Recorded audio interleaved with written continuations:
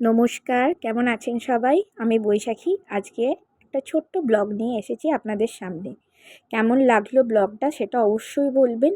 আর একটা কথা আমি প্রথমেই বলে রাখি, ভালো লাগলে একটা লাইক, শেয়ার আর সাবস্ক্রাইব করে দেবেন। আর যদি খারাপ লাগে, যা খারাপ লাগছে সেটা একটা নিচে কমেন্ট করবেন। আর কে কোথা থেকে আমার ব্লগটা দেখছেন একটুখানি শুধু লিখবেন। এরপর বলে রাখি, আজকে সকালবেলায় অনেক রান্নাই হয়েছে, তার মধ্যে একটা রান্না আপনাদের সাথে আমি শেয়ার করতে এসেছি। সেই রান্নাটা হলো মুসুরির ডালের বড়া।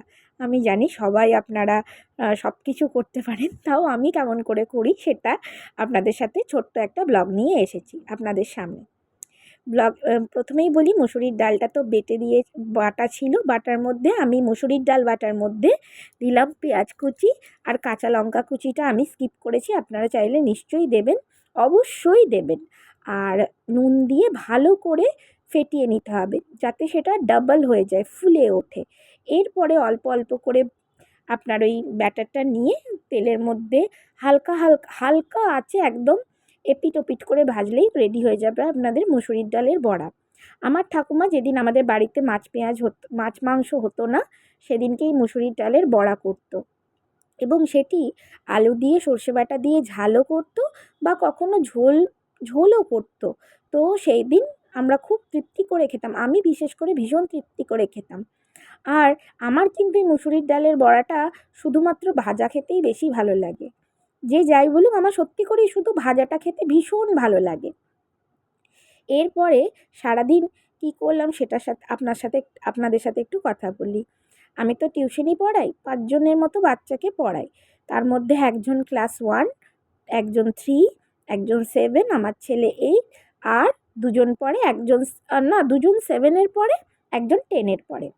তো সেদিন যথারীতি বিকেলবেলায় যাওয়ার সময় আমি পড়াতে গেছি যখন ক্লাস 3 এর বাচ্চাটিকে, সে দেখি গিয়ে তার মায়ের সাথে ঝগড়া করছে, নাকি ম্যাম না আসলে আমি পড়বো না।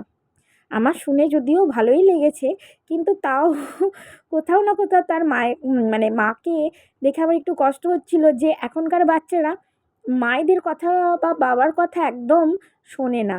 তারা মানে বাইরের লোকের প্রভাব, আমি তো বাইরেরই লোক ধরুন, কিন্তু আমি মানে বাইরের লোকের এমন তাদের ওপর জীবনের ওপর প্রভাব পড়ে যে তারা একদম ঘরের লোকের কথা, বাবা মায়ের কথা একদম শোনে না।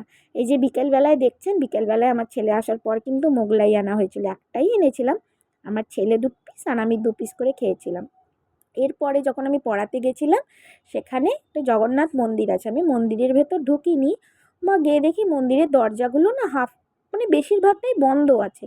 আর যে কী হলো, এই যে দেখুন জগন্নাথ মন্দির, তারপরে দেখছি যে মন্দিরে তো এসি চলছে। যাক, দেখেও আমার ভালো লেগেছে, সত্যি করেই আমার দেখে ভালো লেগেছে যে ভগবানকে আমরা মানুষ রূপ মানে যে জীবন্ত রূপে পুজো করি, কিন্তু তার যে গরম লাগছে সেই দিকটা কিন্তু আমরা খেয়াল করি না। এরপরে দেখুন চলে এসেছিলাম একটা জায়গায়, আমার ছেলের